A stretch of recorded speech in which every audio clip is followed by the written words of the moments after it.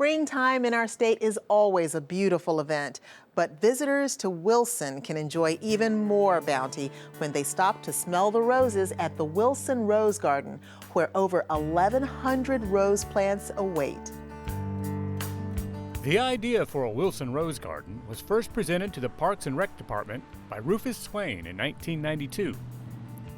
Through the diligent work of volunteers and private funding, the first 120 rose bushes were planted in 1995.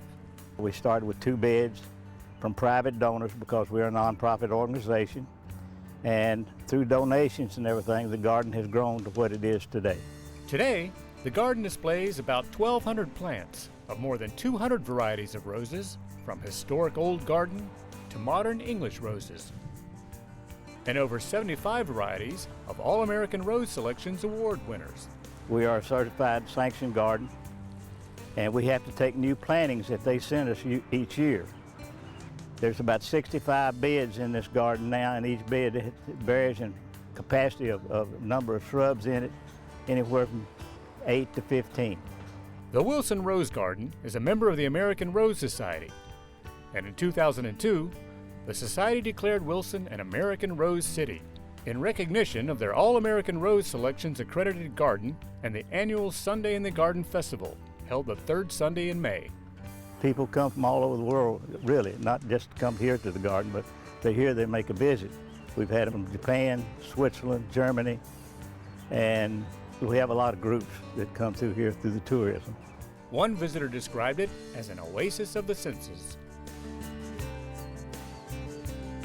The garden's brick walkways and bathrooms are ADA accessible. Arbors, trellises, and the gazebo complement the aesthetic landscape of the garden. Many benches and picnic tables make the garden an inviting place to come and stay for a while. Another element of the garden's landscape is the number of pieces from local and internationally known artists.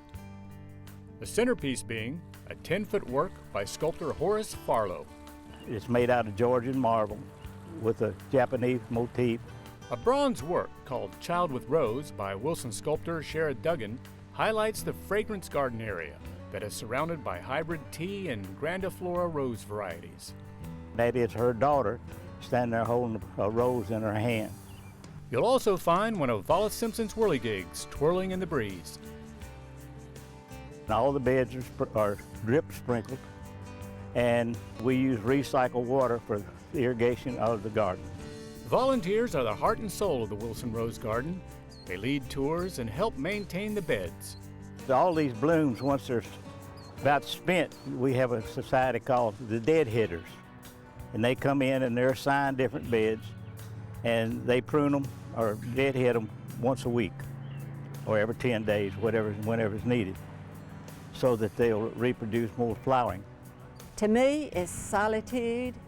I can come out here and deadhead and whatever and have peace.